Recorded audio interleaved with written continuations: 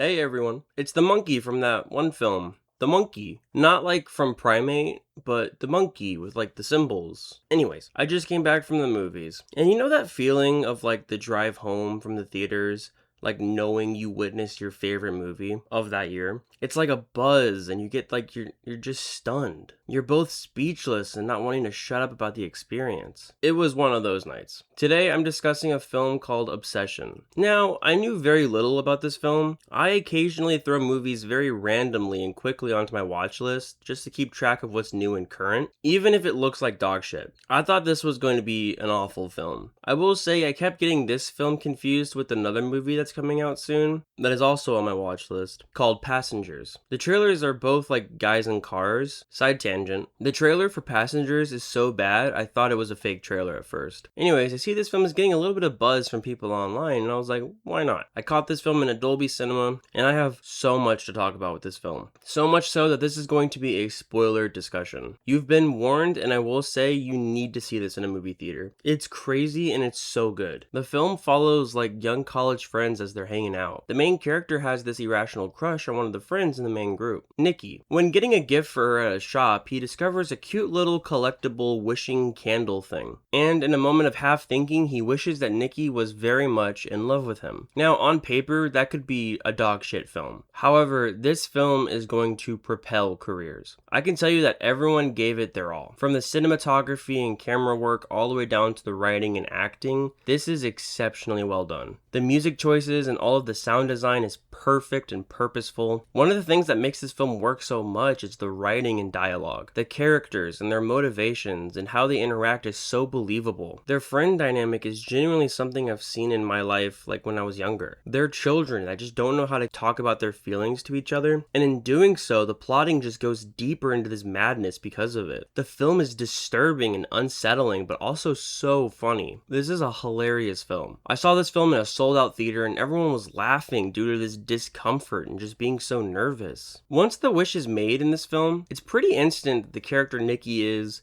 in words of the characters, acting really weird. From the instant the wish happens, there's this shift in the character that's so fascinating to watch. The first moment you can tell she's confused and almost doesn't understand what she's doing. Now, there's a lot to take away from that first interaction after the wish. My interpretation is that after he makes that wish, a demon or an entity kind of possesses and takes over her body. And Nikki is trying to combat that within herself. There's tiny little details like her walking almost in reverse and sporadic movements that are just so interesting. Later in the film, with the phone call to the wish company, that is also so fucking funny by the way, they say you can talk to Nikki right here and you can just hear her screaming on the phone. From that moment, I fully believed that she was like trapped in like hell while this demon is pretending to be her. Also at the same time, the true Nikki comes out completely confused and screaming at some points as well, which has me to believe she's also sentient to what's actually happening, which is even more disturbing. Think of the party scene when she cuts her face open. She also screams out, "It's not me." What's so fucking awesome is that none of this is fully explained. You infer it and piece these ideas together. It's a story and concept that is very interpretable. You could also infer that Nikki is just bound by desire, but there's something more sinister and fucked up thinking that something else is in her as well, which all leads to the true themes of the film: consent and relationships. What I love about this film is that the true and real subject matter is genuinely so important, and it's told exceptionally. The main character, without thought, forces this person without her want to love him. While the film does have a sexual moment, it's more than just sexual consent.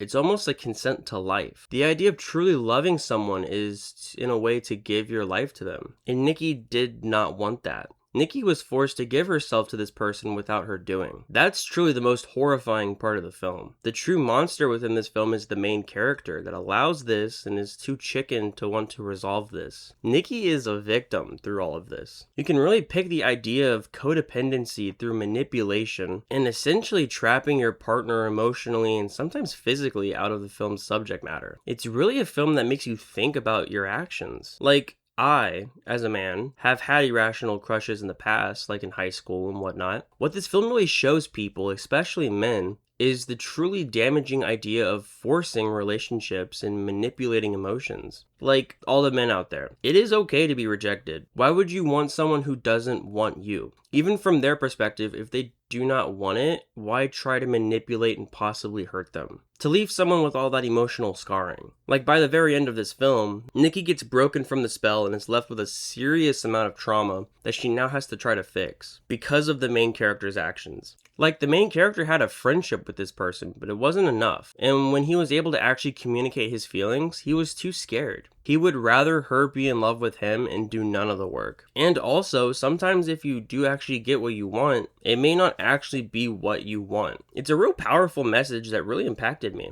I actually feel like if I watched this film when I was still in high school like 8 years ago, I would have learned relationship lessons a lot sooner. And in saying that, I think there's a lot that men can take away from this plot and themes of the film as well. With all of that in mind, this film is also just so funny and messed up and disturbing and such a wild experience that is so goddamn entertaining. The writing is so intelligent because the film just knows how to delicately craft the ideas mentioned, as well as making it funny, scary, disturbing. This is genuinely a superbly written film. Another thing I love that propels the writing is the performances. Inde Navarrette does a career-defining performance as Nikki. She steals the show. Her mannerisms and desperation and manic behavior is so believable and truly commanding. The main character that we follow that everyone calls Bear also does a great job as well. This story and plotting naturally and gradually builds to something that is so satisfying and rewarding. It's actually graphic and violent as well. It shows a lot of blood, and it doesn't cut away. There's a truly violent and graphic scene in this film that is so fucked up and genuinely shocking. It's a film that goes above and beyond with its ideas and subject that I will be thinking about this film for a while. If you have a chance, please see this movie in theaters. I am both surprised and super glad that this movie is blowing up and like selling out theaters. It's really fucking cool. This as of May right now is my favorite film of 2026, and I'm giving this around a 9 or a 10. I'm truly feeling a 10 right now. So yeah, it's a 10 out of 10. With that in mind, please see it. Go see it, please. Please see it. Please. If you can stomach it. It's a very trigger warning. It's, if you have, trigger warning. Anyways, thank you for watching, and I hope you go see this film. I'm out of here. I gotta go watch more movies. Bye now.